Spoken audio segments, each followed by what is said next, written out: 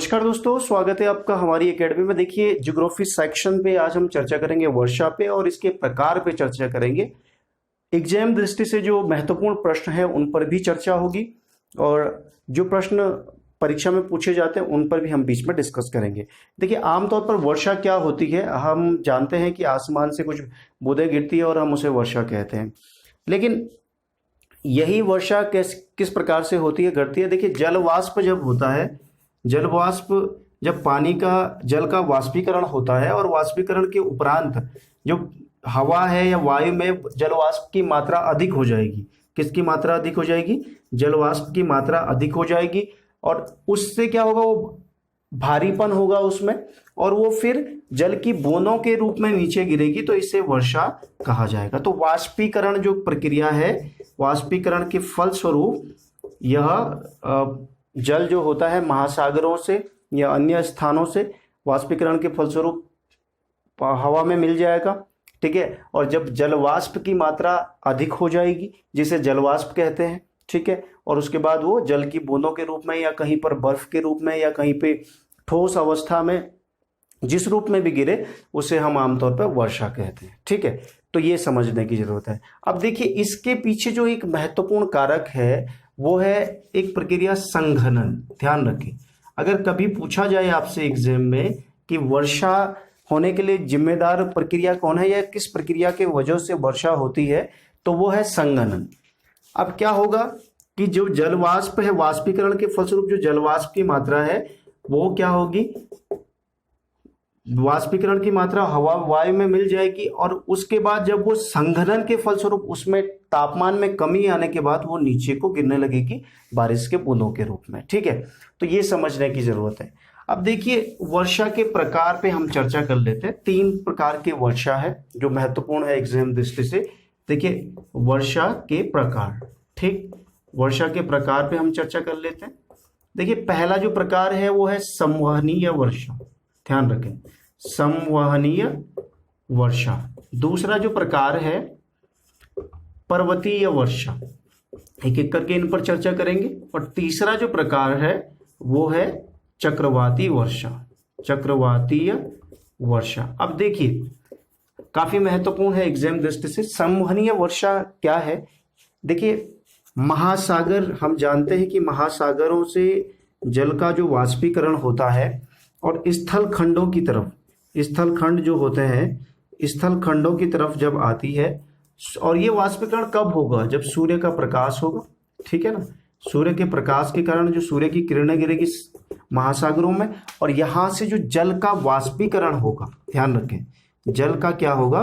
वाष्पीकरण होगा। और ये वाष्पीकरण प्रक्रिया कहलाती है जब जल गर्म होकर क्या होता है, भाप बनने लगता है। वाष्पीकरण, एवापोरेशन जिसे हम कहते हैं। वाष्पीकरण होने के उपरांत, ठीक है ना, ये बादलों के रूप में रहेगा। ठीक है, और हवाएं इसे स्थल खंडों की तरफ ले आएंगी।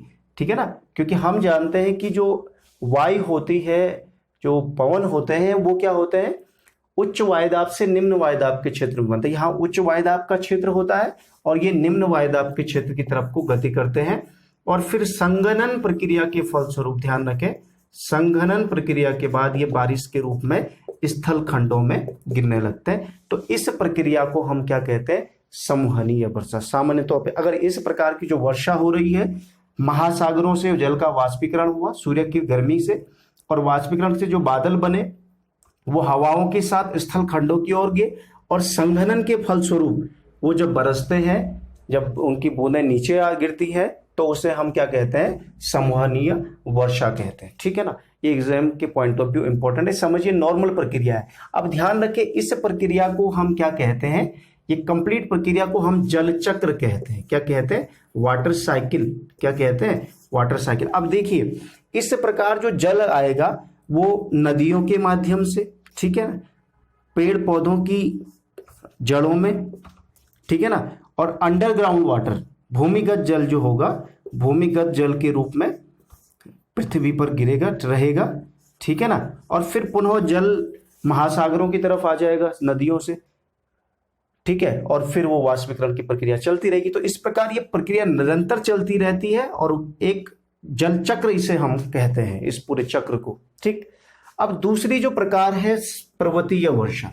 देखिए पर्वतीय वर्षा क्या है, माना कि इस प्रकार के जो पर्वत होते हैं, ठीक है, पर्वत में क्या होता है कि जो हवाएं होती हैं, ठीक है ना, बादल जो होते हैं वो क्या करते हैं, पर्वतों से टकराते हैं।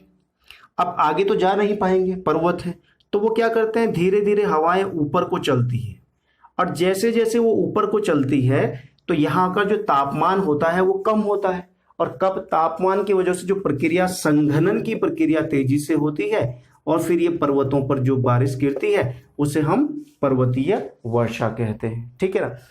अब इसके उदाहरण के लिए आप समझिए, जो भारत की जो जो बेल्ट है, भारत की जो हिमालयी बेल्ट है या नेपाल का जो क्षेत्र है, ये सभी क्षेत्रों में जो वर्षा होती है ये सारी की सारी वर्षा पर्वतीय वर्षा है, ठीक है ना। तो जो हवाएं हैं वो टकराएंगी इनसे, तो वो धीरे धीरे उनके निम्न जहां पर होते हैं स्थल, वहां से ऊपर की ओर उठना शुरू करेगी, नीचे से ऊपर की ओर उठना शुरू करेगी, और फिर वर्षा हो जाएगी, ठीक है ना।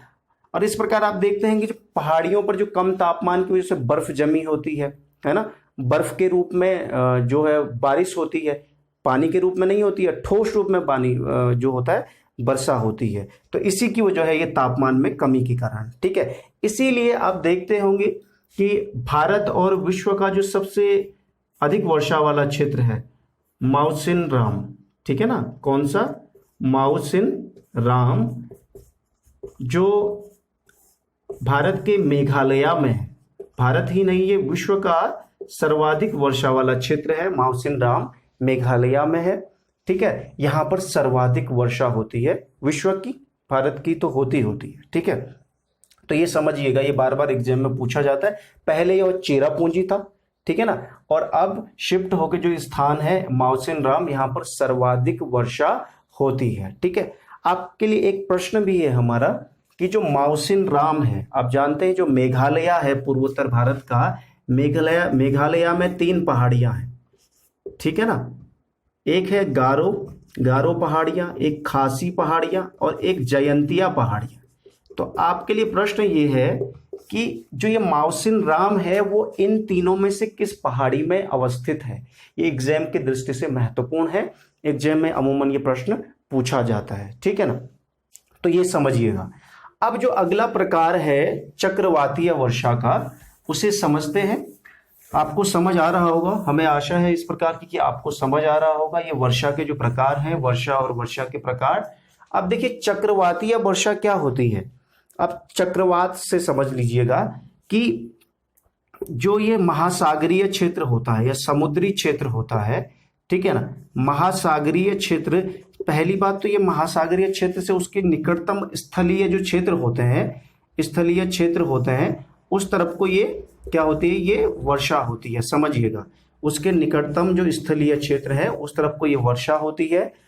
और किस प्रकार से होती है, ध्यान रखें, इसमें ये निम्न वायुदाब का क्षेत्र होता है केंद्र में, निम्न वायुदाब, और इस प्रकार से ये उच्च वायुदाब का क्षेत्र सबसे बाहर पे, ध्यान रखें, उच्च वायुदाब, इसमें क्या होगा, और हमें पता है कि जो हवाएं हैं वो क्या होती हैं, उच्च वायुदाब से निम्न वायुदाब के क्षेत्र में चलती है, समझिएगा ना, उच्च वायुदाब से निम्न वायुदाब। तो सेंटर में इसके निम्न वायुदाब का क्षेत्र होगा, और जो इसके बाहर का, जितने बाहर का क्षेत्र होगा उतना उसका अधिक वायुदाब होगा, ये समझ लीजिएगा। ये चक्रवातीय वर्षा के लिए हम बात कर रहे हैं, ठीक है। अब इसका जो केंद्र है इसे हम आंख भी कहते हैं, चक्रवात की आंख भी कहते हैं। आगे हम चक्रवात और प्रतिचक्रवात पे भी चर्चा करेंगे, है ना। तो इसे समझिएगा।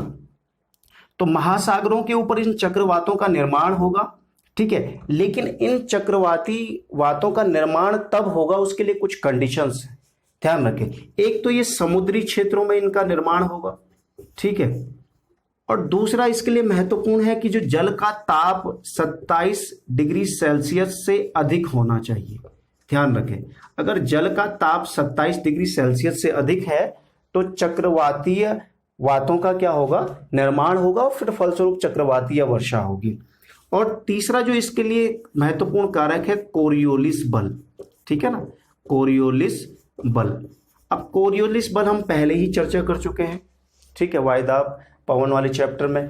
कोरियोलिस बल क्या होता है, इस पृथ्वी के घूर्णन के फलस्वरूप एक बल उत्पन्न, उस पर एक बल लगता है जो क्या करता है, पवनों की दिशा को विक्षेपित कर देता है, मूल दिशा में विक्षेपित कर या पवनों की दिशा में परिवर्तन कर देता है। तो कोरियोलिस बल भी इसके लिए जिम्मेदार है, ठीक है। और सबसे महत्वपूर्ण ये भी है कि 27 डिग्री सेल्सियस का तापमान, इससे अधिक का तापमान होना चाहिए और समुद्री क्षेत्रों में, और कोरियोलिस बल की वजह से।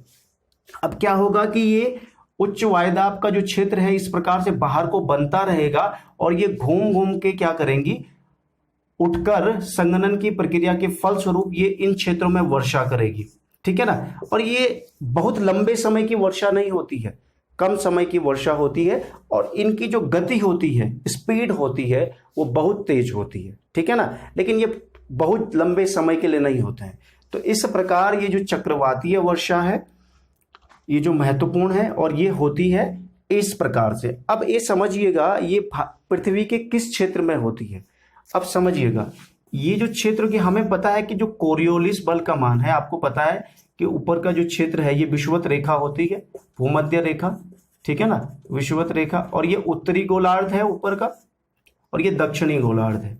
तो आपको पता है कि विषुवत रेखा पर कोरियोलिस बल का जो मान होता है वो कम होता है, यानी प्रभाव कम होता है। इसलिए क्या होता है कि ऊपर के क्षेत्रों में 5 डिग्री उत्तरी और दक्षिणी अक्षांशों पर क्या होता है, इस प्रकार के जो चक्रवात होते हैं वो उत्पन्न होते हैं, ठीक है ना। समझिएगा 5 डिग्री अक्षांश उत्तरी अक्षांश में और दक्षिणी अक्षांश में, ठीक है ना। यहां पर क्या होता है, विषुवत रेखा पर ये उत्पन्न होते हैं। आप समझते हैं कि अगर हम इसे सामान्य भाषा में कहें तो ये डोलड्रम वाले क्षेत्रों में उत्पन्न होते हैं। क्या होते हैं, डोलड्रम।